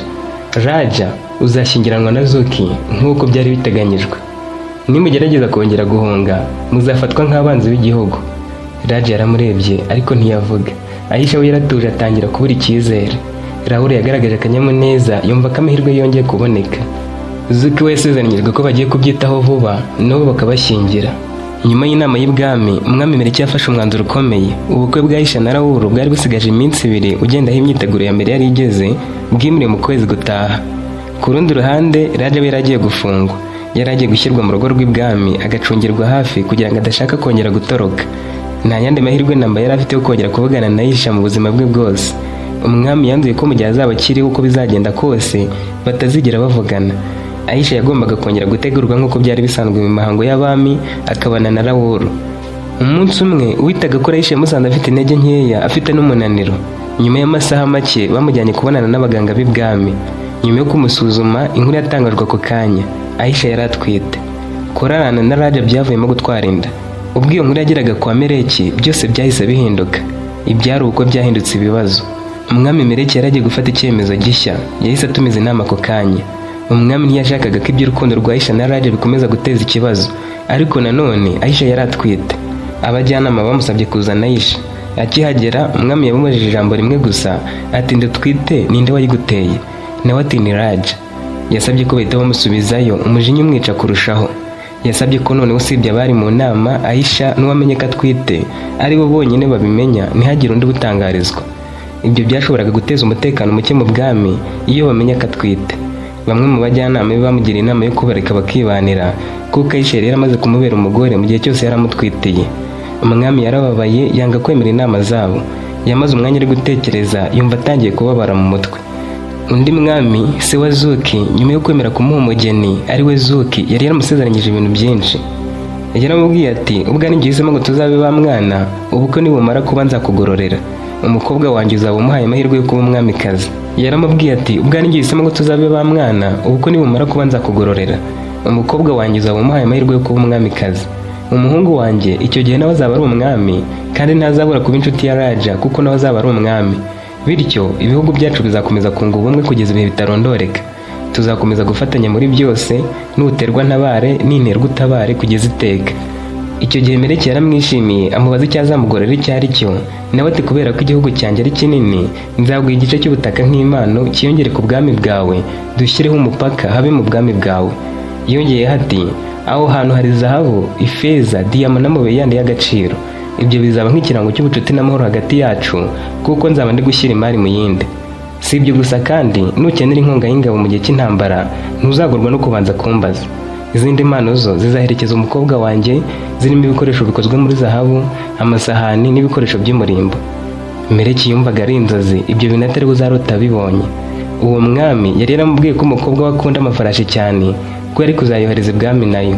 Ikindi, Zuki yari afitanye umubano n'abaja be, abo yari kuzabajyana nabo bagakomeza kumukorera. Icyo kintu cyabaga gikomeye mu bwami. Byari kurinda Meleki kuba yatanga abaja be ngo abahaye Zuki na Raja mu gihe bari kuba bashyingiranywe. Meleki we yamusezeranyije ko bazakorana mu bucuruzi bwihariye bw'imyaka no mu bikorwa by'uburobyi, bakanagirana amasezerano yemeza umubano mushya ndetse n'amasezerano yanditse yerekana ko ayo mahanga azakomeza gukorana. Nawe ariko yasabwaga kuzarinda uwo mugeni yari kuba ahawe. Mu gihe Zuki yari kuba afashwe nabi, umwami wamuhaye umugeni yamubwiye ko ashoboraga gufata icyemezo cyo guhagarika ayo masezerano cyangwa gutangiza intambara. Ibyo byose byamuje mu mutwe, yumva ko azaba ahombye. Yabuze ahera yemera ko agiye kubwira se wa Zuki ko ubukwe butakibaye, kuko Raja yari yarateye inda yishe. Umwami yabajije abajyanama niba gukuramo inda y'ibitaba igisubizo cyiza. Umwe aramubwira ati, nyagasani, uzaba wamije ko uri umwicanyi, wishe se na nyina, none ushaka kurenzaho umwuzukuru wabo ari we mwuzukuru wawe wa mbere. Umwami yararakaye kuko uwo mujyanama yasaga n'umubwiye nabi cyane. Yabasabye kumureka wenyine ako kanya gato ngo akomeze atekereze ku cyo gukora. Ubwami bwa Meleki bwashoboraga kubona ko umwami wabo ari umunyantege nke mu gufata ibyemezo, kuko kuba Raja yarahunze byonyine byari igisebo. Kuba noneho Meleki atari kwemeza ubwo bukwe, abajyanama n'abasirikare bashoboraga gushidikanya ku bushishozi bwe, bigatuma hagira abatekereza kumuhirika ku ngoma. Mu mateka y'ubwami, iyo umwami yabaga atanze umukobwa, yabaga yiteze ko azubaho. Iyo Meleki yanga ubwo bukwe, byashoboraga gufatwa nk'agasuzuguro kuri uwo mwami se wa Zuki, bigatuma hari igihe yategura intambara cyangwa akareka gukorana na Meleki mu bya diplomasi. Rawuru nk'umuvandimwe w'umugore wa Meleki yari afite ijambo rikomeye mu bwami. Kuba atari gushakana na Aisha byashoboraga gutuma atakariza icyizere mu muryango w'ibwami, ndetse akumva ko Meleki atamufataga nk'ingenzi mu miyoborere y'igihugu. Yashoboraga kubyakira nabi, akumva ko Meleki amutesheje icyubahiro. Kubera ko yari afite abantu bamushyigikiye, yashoboraga gutangira gutekereza gushaka uko yahirika Meleki ku ngoma, cyangwa agashaka uko yifatanya n'abandi bategetsi batishimiye Meleki kugira ngo bamurwanye. Mu kubitekerezaho, Meleki yahangayitse cyane. Nyuma yo kubona ko ibibazo by'ubwami bwe byabaye indengakamere, yatangiye kugira umuvuduko ukabije w'amaraso. Kubera gutekereza cyane, umutima we watangiye kugira ibibazo byo gutera nabi. Ibi byatumye atangira kumva ububabare mu gituza, aribwa umutwe bidasanzwe, agira ubwoba bw'uko ubwami bwe bwashoboraga no gusenyuka. Yatangaje ko inama isubitswe ko izasubukurwa mu cyumweru gitaha. Ijoro rimwe ubwo yari aryamye ahangayitse cyane, yumvise umusonga mu mutwe bamwe bita stroke, amaraso ajya mu bwonko. Ntiyahise apfa, ahubwo yatangiye gutaka, abaganga baza biruka bamuba hafi. Mu gitondo cyakurikiyeho, abaganga be babonye ko ubuzima bwe buri mu kaga. Bamujyanye mu cyumba cy'ibwami, aho abagize inama nkuru y'ubwami n'abaganga bari bamutegereje. Yumvaga ko igihe kiri kumurangirana. Meleki yatanze itegeko rya nyuma, ati ntacyo bikimariye kurwana ku byapfuye. Raja na Aisha bazabane. Raja azaba umwami, Aisha amubere umwamikazi. Ndabizi ko bitemewe mu mategeko ko Raja abana n'umukobwa ufite inkomoko itazwi, ariko ninjye wishe ababyeyi be sinabimuhora. Ibibazo bya Rawuru nari naremereye gushyingira Aisha, na Zuki nari naremeye gushyingira Raja, muzafashe Raja kubikemura. Iryo jambo ryavuzwe nawe ryatunguye abantu bose. Uwo mwanya Raja bahise bajya kumukora aho yari afungiye, bamutangariza ibyo umwami avuze. Ariko yabuze amahitamo hagati yo kwishima no kubabara. Se yari mu marembera, ariko nanone yari agiye kubana n'urukundo rw'ubuzima bwe. Aisha na Raja bahise batumizwa kugira ngo bamenyeshwe iby'iyo ngingo neza. Mu minota mike nyuma y'ayo magambo, Meleki yacuze umwuka, ubuzima bwe burarangira. Iryo ryari iherezo ry'ubwami bwa Meleki, ari intangiriro y'ubwami bwa Raja. Umwami Meleki yaramaze gutanga itegeko rya nyuma ry'uko Raja na Aisha bazabana, maze acura umwuka. Ibyo byahinduye ibibazo byose byari mu bwami, bibyara ibindi bishya. Ibyumweru bibiri by'imihango y'icyunamo byaratangiye, bikurikirwa no kumushyingura mu buvumo bw'ibwami bwari bwaragenewe abami bose babayeho mbere ye. Mu muhango wo kumusezeraho, abatwari b'ibihugu bitandukanye baritabiriye, harimo n'intumwa za se wa Zuki, nubwo bari bafite akangononwa ku cyemezo cya Meleki wari wapfuye.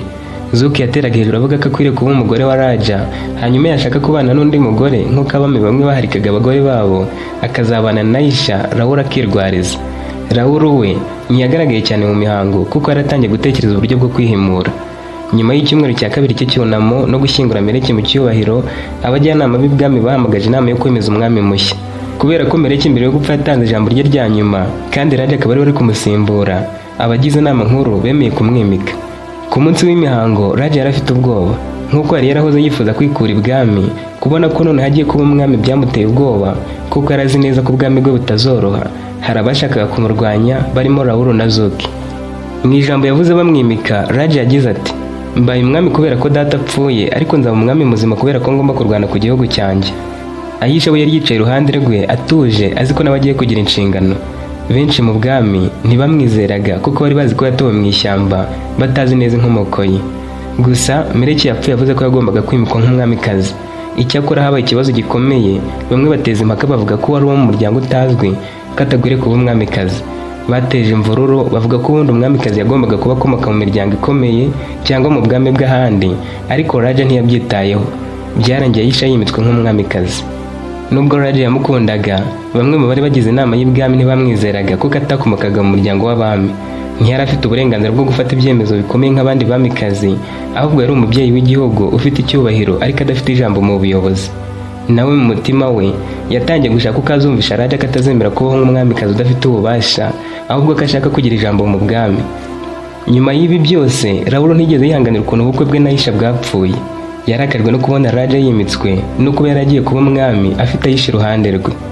Ku rundi ruhande, umwami wo mu gihugu gituranye se wa Zuki yabonye ko amasezerano y'ubukwe bwa Raja n'umukobwa we Zuki apfuye burundu, agira umujinya ukomeye. Ibyo byatumye atuma kuri Raul bari bahuje agahinda ngo baganire ku cyo gukora. Raul na se wa Zuki barihuje kugira ngo bagirire nabo ubwami bwa Raja. Byahuriranye n'umugambi mubi Raul yari afite, abonera abwira se wa Zuki ati, niba umwami mushya anyeretse ko atari njye ugomba kubana na Aisha, nanjye nzamwereka ko atari we ugomba kuyobora ubwami bwa se. Se wa Zuki yaramubwiye ati, mfite ubwoba ko ntazumvikana na Raja, kandi ntitwakumvikana kuko umukobwa wanjye atumva ubwami bwe. None rero nyemerera ngushyingire Zuki, maze ufate abantu bawe mbatize ingabo dufatanye guhirika ubwami bwa Raja. Raja namara gupfa we na Aisha, uzamusimbura ku ngoma, Zuki akubera umwamikazi. Nizeye ko we tuzakorana kandi urugamba tuzarutsinda. Aisha yari atwite mu gihe gitarambiranye ari kubyara, kandi agakomeza kumvisha Raja ko akwiriye guhabwa ijambo nk'umwamikazi. Ni mu gihe kimwe kandi ubwami bwa Raja bwari bugishimangira ubuyobozi, ntibwari bwiteguye neza intambara. Nubwo Raja yari afite ingabo, ntiyari azi ko Raul yari afite ubushobozi bwo gukoresha ingabo ze zikamurwanya. We na se wa Zuki bari bapanze ko bazaziha amafaranga n'amazahabu zikemera kurwanya Raja. Ibyo byari gutuma bamwe mu barinzi b'ubwami bwa Meleki bagambanira Raja. Mu murwa w'ubwami bwa se wa Zuki, uwo mwami akaba yaritwaga Bahadur. Aho yari atuye yahamagaje inama ibwami. Bahadur yari yicaye ku ntebe ye ndende y'ubwami yitegereza abo yahamagaye. Hari abasirikare bakuru, abajyanama b'ibwami ndetse na Raul wari wicaye iruhande rw'umukobwa Bahadur ari we Zuki. Bahadur yarateruye agira ati, ndambiwe agasuzuguro ka Raja. Yanze umukobwa wanjye Zuki, yirengagiza amasezerano nagiranye na se Meleki akiriho kandi ntiyubaha umuco. Yanze umukobwa wanjye ahitamo kubana n'umukobwa ufite inkomoko itazwi. None ndagira ngo mumbwire ni iki twakora? Umwe mu bajyanama be yaramushubije ati, nyagasani, niba ushaka kwihorera, inzira imwe ni uguhirika Raja ku butegetsi nk'uko we na Raul mwabitekereje, ariko kugira ngo tubigereho tugomba kugira ingabo zihagije. Raul yahise avuga ati, nzi ko tugomba kubigenza. Nzaganiriza ingabo mu ibanga, njye n'umwami Bahadur tuzaha amafaranga menshi, ntizizanga gufatanya natwe. Icyo gihe tuzaba turindiriye igihe gikwiriye. Mu gihe Raja we n'ubwami bwe bazaba badatekanye, nibwo tuzabatera tukabatwara ingoma. Bahadur yatangaje ibyo bari baraganiriye mu ibanga, ashaka ko nabo bajyanama babimenya. Ati, Raul, nzaguha Zuki kubera umugore. Ugiye kuba umukwe wanjye kandi uba umwe mu bayobozi b'uru rugamba. Uzafata igice cya mbere cy'ingabo, nanjye nza n'igisirikare cyanjye inyuma. Umwe mu bajyanama yumvise bitumvikana ukuntu mu masegonda make banogeje urugamba bagafata imyanzuro nta jambo na rimwe bavuze kandi babatumijeho nk'abajyanama. Yasabye ijambo bararimuha, asaba ko basubiramo neza aho urwango rwose rwaturutse, ku buryo nabo barabasha gutanga inama zishingiye ku bifatika. Raul wari umusaza w'umugore wa Meleki yahise yiyemeza kubibabwira, ahera ruhande ati, ndavuga mu ncamake, nzi neza ko mushaka kumva ibyo musanzwe muzi. Mwese ntimuyoboye ko Aisha yatoraguye mu ishyamba. Ubuzima bwa Aisha bwatangiye mu buryo butazwi. Yatoraguwe n'umwami Meleki ubwo yari agiye guhiga. Umwami yishe ababyeyi batabizi kuko yarakurikiye Aisha. Yasanze se yapfuye na nyina yapfuye ahetse Aisha. Yabishe baje gufata inyamaswa bari bateze mu mutego. Umwami yabuze aho abajyana, abazana ibwami barashyingurwa, yemera kurera Aisha nk'umwana we, agakurana na Raja nawe wari ukiri uruhinja, ndetse n'amazina bayabahereye rimwe. Twese nta n'umwe uzi neza inkomoko ya Aisha. Ababyeyi be bazwi bapfuye, ntawe ubaza ari bazima, ntawe uzi ba sekuruza. Bose bari bateze amatwi. Raul akomeza kubabwira ati, abo bana barareranywe, bakurira hamwe, baza gukundana mu ibanga. Ibyabo byakomeje gukura n'urukundo rurakomera, ariko Raja yari yarasezeranyijwe gushyingiranwa na Zuki, umukobwa w'umwami Bahadur. Njyewe Raul nari narasezeranyijwe kubana na Aisha. Haburaga iminsi 2 ngo Aisha dushyingiranwe, kuko njye ndi musaza w'umugore wa nyakwigendera Meleki se wa Raja. Icyo gihe nibwo byose byapfuye.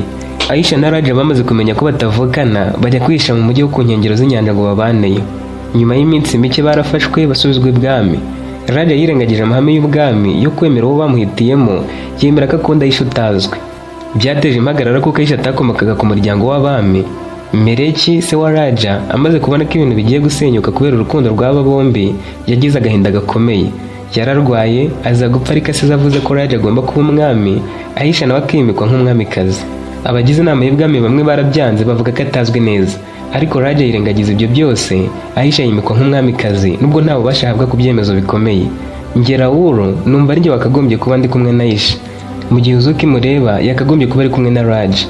Bahadur yasabye ko bamushimira, nawe ati murumva ko amasezerano y'ubukwe bwa Raja n'umukobwa wanjye Uzuki yapfuye burundu. Ibyo ntawe bitatera kugira umujinya ukomeye. Nibyo byatumye ntuma kuri Raoul ngo mubwire agahinda mfite, kuko nari mbizi ko nababajwe no kutabana na Aisha, kandi yari yarasezeranyijwe kuzabana nawe. Nagize amahirwe Raoul turahuza. Mu gihe Raja yeretse Raoul ko atari ugomba kubana na Aisha, akanyereka ko Uzuki adakwiriye kubana nawe, natwe tugomba kumwereka ko atari ugomba kuyobora ubwami bwa Semeleki. Yarababajije ati ese murumva nzumvikana na Raja? Ntitwakumvikana kuko umukobwa wanjye yarasebeye, baransuzuguye. Raja na Aisha bagomba gupfana, n'ubundi bikundanye birajyana. Uwo mwana twita agomba gupfa ataravuka. Murumva ko urugamba rutari kera? Icyo gihe Raoul azasimbura Raja ku ngoma, Uzuki amubera umwamikazi. Nibwo umubano w'ibihugu byombi uzakomeza nk'uko byahoze Meleki akiriho. Uzuki yitegereje Raoul aramwenyura, amufata ukuboko. Yaravuze ati ntidushobora gutsindwa. Raja yishyize hejuru, ariko tuzamwereka ko ubutegetsi bwe ari nk'umuyaga. Inama yarakomeje. Bahadur na Raja bakomeza kuganira n'abajyanama bategura uko bazatera Raja. Umwami yarakomeje ati dufite amahirwe yo guhirika Raja mu gihe gito. Ubwami bwe buracyari buto kandi hari abantu benshi batamushaka. Nitudakoresha amahirwe ngo dutere Raja nonaha, tuzabura byose. Raoul nawe ati kugira ngo dutsinde tugomba gukorana n'abantu be b'imbere. Hari abashobora kudufasha tugatsinda tutavunitse. Mu byo bakomeje kuganiraho harimo ko Raoul yagombaga kuyobora igitero cyihuse ku ngoro y'ibwami, hagafatwa Raja ari muzima. Ingabo za Bahadur zagombaga kugota umurwa mukuru zigafunga inzira zose kugira ngo hatagira abacika. Bamwe mu barinzi ba Raja bari kuba baramaze kugurwa, bagombaga gutanga amakuru y'imbere mu ngoro ku gihe. Mu gihe Raja na Aisha bari kuba bafashwe, bagombaga guhita bicwa hatabanje kuba imyigaragambyo mu gihugu. Bahadur yahise ategeka ko ingabo ze zitegura, ndetse n'intasi zabo zigahita zijya gutata uko ibwami kwa Raja byifashe. Raoul we yohereje ubutumwa bw'ibanga kuri bamwe mu barinzi b'imbere b'ibwami kwa Raja, abasezeranya kubaha amafaranga, zahabu n'ifeza kugira ngo bemeze kuzagambanira Raja. Mu gihe Raja na Aisha bari bagishimangira ubuyobozi bwabo, ingabo za Raoul na Bahadur zari ziri hafi kugaba igitero. Ibi byashoboraga kuba iherezo ry'ubwami bwa Raja n'inzozi za Aisha zo kuba umwamikazi ufite ububasha.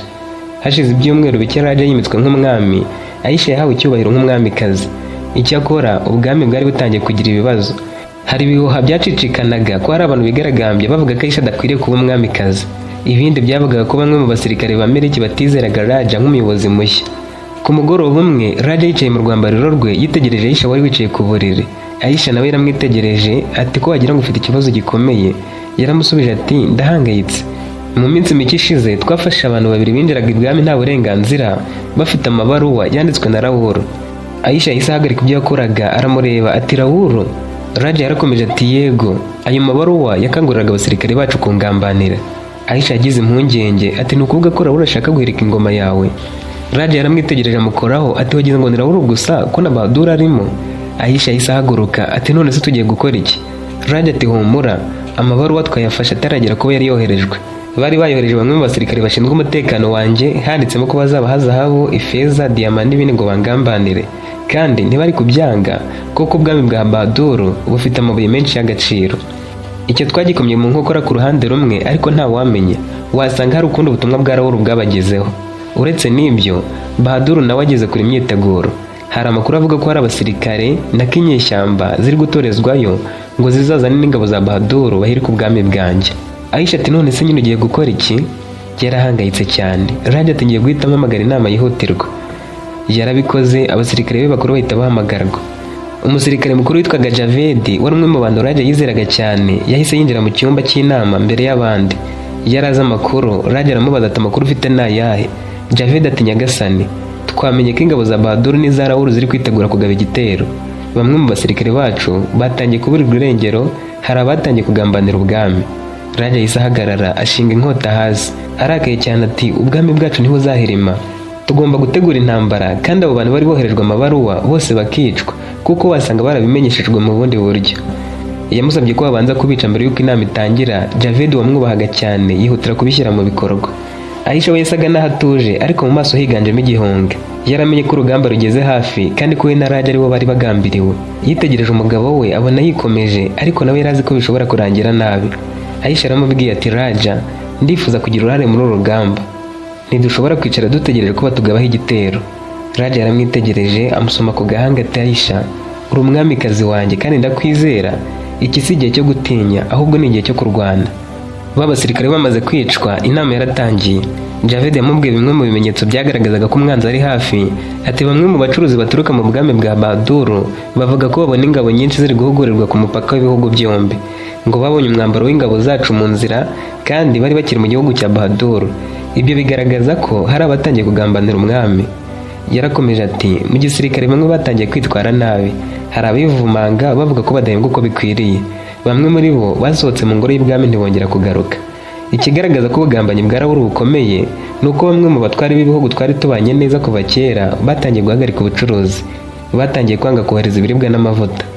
Bibwiraga ko aboherejwe ya mabaruwa ya mbere bose bishwe, ariko hari indi baruwa Raja yahawe n'umwe mu batware be yamuburiraga ko hari abantu bari kumugambanira.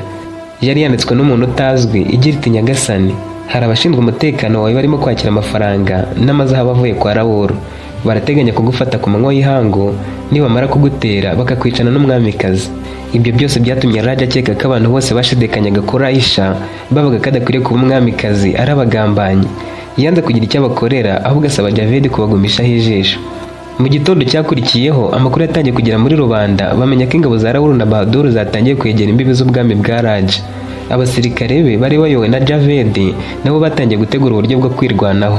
Aisha we yari yicaye mu ngoro aho yari kumwe n'abagore b'ibwami n'abajyanama be. Nubwo yari atwite ntiyashakaga kuba inyuma mu birebana n'umutekano w'ubwami bwe. Raja yinjiye mu cyumba asa n'ushaka kuvuga ibintu bikomeye.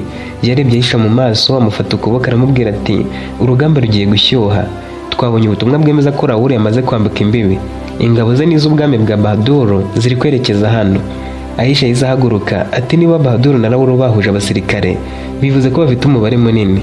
Raja ati nibyo, ariko ntabwo badufite, tuzazirwanya tuzitsinde.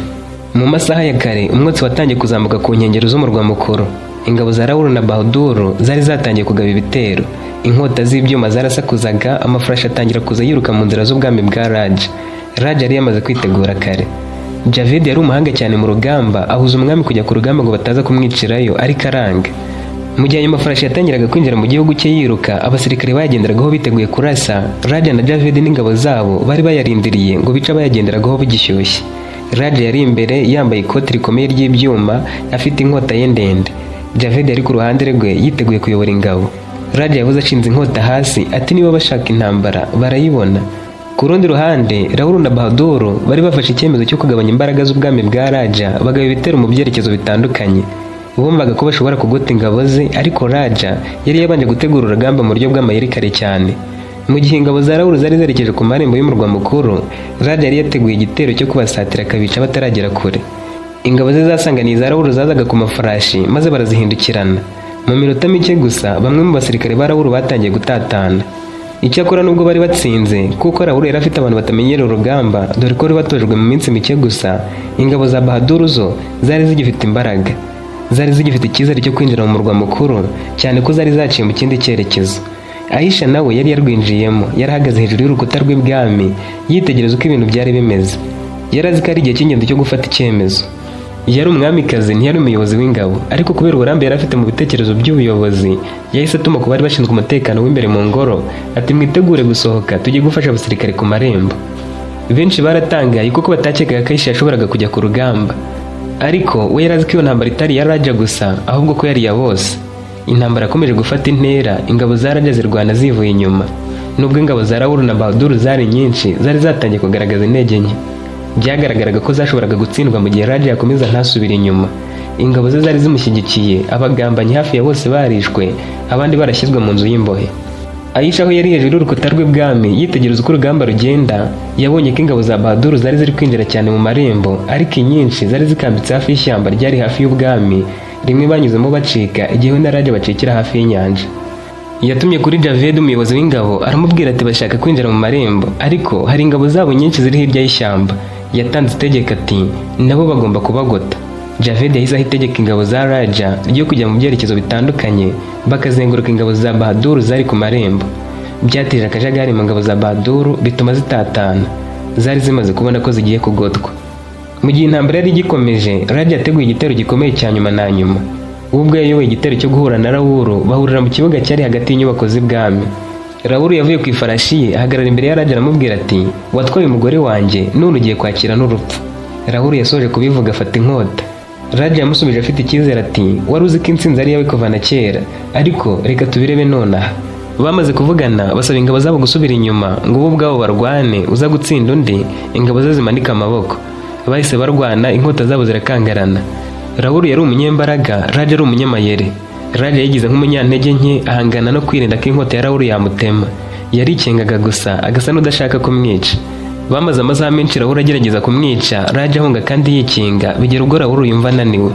Raja akibibona yanyuze ku ruhande rwa Raoul amukubita inkota ku mutima undi ataka cyane ahita agwa hasi.